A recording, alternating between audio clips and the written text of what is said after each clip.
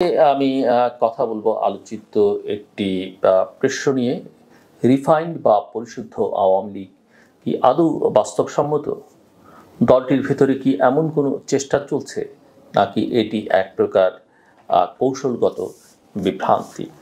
সাম্প্রতিক রাজনৈতিক পট পরিবর্তনের প্রেক্ষাপটে আমরা এই ধারণার উৎস, বাস্তবতা, অন্তর্দলীয় অবস্থান এবং সম্ভাব্য রাজনৈতিক পরিণতি নিয়ে বিস্তারিতভাবে আলোচনা করবার চেষ্টা করব, যদিও স্বল্প পরিসরে। গত বছরের 5 আগস্ট ছাত্র জনতার অভ্যুত্থানের মধ্য দিয়ে শেখ হাসিনার নেতৃত্বাধীন আওয়ামী লীগ সরকারের পতন ঘটে। শেখ হাসিনা এবং শীর্ষ নেতাদের অনেকেই দেশ ছেড়ে পালিয়ে ভারতে আশ্রয় নেন, কেউ কেউ অন্যান্য দেশে গেছেন। এরপর থেকেই আলোচনায় আসে রিফাইন্ড আওয়ামী লীগ, অর্থাৎ এক ধরনের নতুন শুদ্ধিকৃত দলীয় কাঠামো তৈরি করে আওয়ামী লীগকে পুনরায় রাজনীতিতে ফিরিয়ে আনবার পরিকল্পনা। কিন্তু বাস্তবতাটা আসলে কি? দলীয় অবস্থানটিকে, আওয়ামী লীগ নিজেই কি চাইছে, মনোভাবটা কি? আওয়ামী লীগের অভ্যন্তরে কথা বলে বিভিন্ন গণমাধ্যম সূত্রে যেটা জানা গেছে, দলটির বর্তমান বা আত্মগোপনে থাকা নেতৃত্বের মধ্যে এই রিফাইন্ড ধারণা নিয়ে কোনো আলোচনা নেই।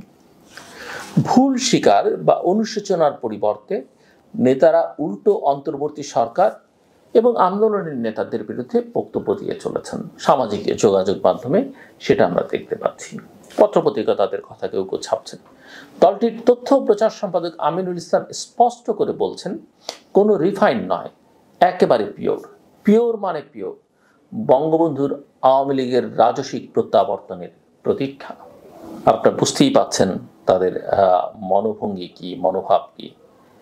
দলটির 81 সদস্যের কেন্দ্রীয় কমিটির অধিকাংশই এখন বিদেশে। ভারতে আছেন শেখ হাসিনা এবং ওবায়দুল কাদের সহ অনেকে। যুক্তরাজ্য, যুক্তরাষ্ট্র, কানাডা ও বেলজিয়ামে ছড়িয়ে ছিটিয়ে রয়েছেন বাকি নেতারা। এই নেতাদের অনেকে ফেসবুক, এক্স, জুম বা ইউটিউবের মাধ্যমে দলকে সংগঠিত করবার চেষ্টা করছেন। আবার কারো কারো মধ্যে শুরু হয়েছে নেতৃত্বের লড়াই। ভাবতেই পাচ্ছেন তাদের এনার্জি কোন লেভেলে আছে। হাসনাত আব্দুল্লাহ, এনসিপির নেতা, অভিযোগ করেছেন সেনানিবাসে তাকে রিফাইন্ড আওয়ামী লীগ গঠনের প্রস্তাব দেওয়া হয়। এতে সাবের হোসেন চৌধুরী, শিরিন শারমিন চৌধুরী ও ফজলে নূর তাপসকে সামনে রাখবার কথা বলা হয়। আমি মনে করি না অ্যাটলিস্ট সাবের হোসেন চৌধুরীকে শেখ হাসিনা অ্যাকসেপ্ট করতে চাইবেন, এবং আরও যাদের ব্লেসিংস এই দলের প্রতি আছে বা যাদের ব্লেসিংস দরকার হয় দলীয় নেতৃত্বের জন্য, তারা সাবের হোসেন চৌধুরীকে অ্যাকসেপ্ট করবেন। সাবের হোসেন চৌধুরী অত্যন্ত শিক্ষিত, সজ্জন, ভদ্রলোক মানুষ, কিন্তু নানা বিবেচনা থেকে তাকে তারা অ্যাকসেপ্ট করতে চাইবেন বলে, কেননা অনেকেই আওয়ামী লীগ নেতৃত্বের অনেকেই তাকে একটা বড় চ্যালেঞ্জ হিসেবে দীর্ঘকাল ধরে ভাবছেন। যাই হোক, বাস্তবতা বলছে এই তিনজনের কাউকেই তৃণমূল বা দলের ভেতর থেকে সংগঠক হিসেবে গ্রহণযোগ্য মনে করা হয় না। সাবের হোসেন চৌধুরী দলের পদে নেই, শিরিন শারমিনের সাংগঠনিক অভিজ্ঞতা কম, আর তাপসের বিরুদ্ধে দুর্নীতির অভিযোগ রয়েছে এবং তিনি দেশ ছেড়ে পালিয়েছেন। ফলে রিফাইন্ড চিন্তাটি নেতৃত্ব সংকটে পড়েছে। আমরা আওয়ামী লীগের সাংগঠনিক শক্তির মূল ভিত্তি ছিল তৃণমূল, সেটা জানি, কিন্তু 15 বছরের দমন পীড়নের শাসনে দলটি এখন সাধারণ কর্মী থেকে বিচ্ছিন্ন। শাসনটা তারা করেছে, দলের উপরে গুরুত্ব দেয়নি। প্রশাসন এবং পুলিশের উপরে ছিল আওয়ামী লীগ বা সরকারের নির্ভরশীলতা।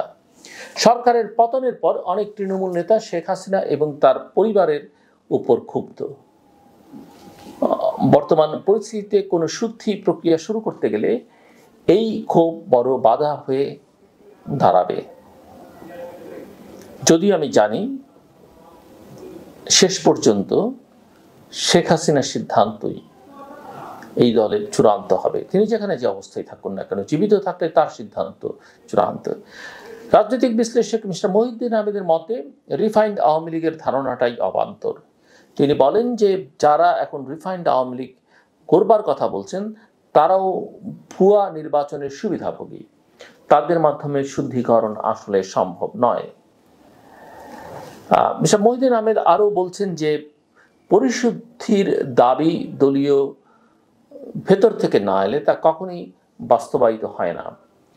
বাইরে থেকে চাপ দিয়ে দল সংস্কার করা সম্ভব নয়। সেটা আমরা 2007-08 কিন্তু দেখেছি। এটা খুব একটা কাজে দেয় না। বাংলাদেশ আওয়ামী লীগের রাজনৈতিক ভবিষ্যৎ নিয়ে এখনই চূড়ান্ত কিছু বলা যায় না। তবে এটা স্পষ্ট যে দলটির শীর্ষ নেতৃত্ব এবং কর্মী সমর্থকদের মধ্যে বিভ্রান্তি, অনৈক্য এবং দিক নির্দেশনার ঘাটতি রয়েছে। দলটা সম্পূর্ণভাবে বিচ্ছিন্ন, স্ক্যাটার্ড। রিফাইন্ড আওয়ামী লীগ আদৌ বাস্তবসম্মত কিনা সেটা নির্ভর করবে শেখ হাসিনার রাজনৈতিক অবস্থান, তৃণমূলের মনোভাব অর্থাৎ তৃণমূল আওয়ামী লীগের মনোভাব এবং আন্তর্জাতিক মহলের প্রতিক্রিয়ার উপর, বিশেষত আমাদের প্রতিবেশী ভারত কি চাইছে তার উপর। এই মুহূর্তে এটা যতটা আলোচনায় আছে, বাস্তবে তার ভিত্তি এখনো দুর্বল। ভবিষ্যতে আওয়ামী লীগ আদৌ নতুন নামে নতুন কাঠামোয় ফিরবে কিনা তা সময়ই বলে দেবে। তবে আমি মনে করি যে ভোটের মাধ্যমে আওয়ামী লীগের যদি কোনো ফ্রি ফেয়ার ইলেকশন হয়, ফিরে আসতে অনেক সময় নিতে হবে। আওয়ামী লীগের মধ্যে, আওয়ামী লীগ নেতৃত্বের মধ্যে অনুশোচনতা থাকতে হবে এবং সেটার একটা প্রকাশ মানুষ দেখতে চাইবে যে গত 15 বছরে তারা দেশটাকে কি করেছেন। তাদের এর পেছনের ইতিহাস নিয়েও নানা রকমের প্রশ্ন জনমনে আছে। সেদিকে যদি আমরা নাও যাই, এই 15, বিশেষ করে 14-র পর থেকে তারা যা করেছেন সেটা কোনো অবস্থাতেই অ্যাকসেপ্টেবল নয়। আমি মনে করি আওয়ামী লীগ নেতাদেরও পরবর্তী যে প্রজন্ম বা তাদের বাচ্চারা, এটা অনেকেই অন্তত যারা লেখাপড়ার মধ্যে আছে, শুভবুদ্ধি সম্পন্ন, এটাকে অ্যাকসেপ্ট করবে না। আওয়ামী লীগকে আসলে ভেতরে তার নিজের মনস্তত্ত্বের পরিবর্তন আনতে হবে এবং সেটা যদি আনতে পারে, মানুষের কাছে তার যদি ভুল ত্রুটি স্বীকার করে, আওয়ামী লীগের জনভিত্তি আছে, অস্বীকার করবার কোনো কারণ নেই। একেবারে তৃণমূল পর্যন্ত আওয়ামী লীগের ইতিহাস আছে, ঐতিহ্য আছে। তারা সব খারাপ করেছে এটাও বলা যাবে না, সব মাথায় রেখে এটা বলতে হবে।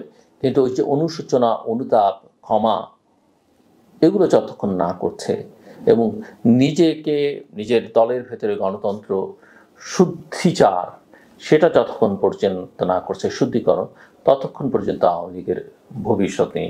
একটাই উপায় আছে ভবিষ্যতে, সেটা হচ্ছে এখন যারা ক্ষমতায় আছেন আর ভবিষ্যতে যারা ক্ষমতায় আসবেন, তারা যদি ম্যাসাকার না করেন, তারা যদি সমস্ত কিছু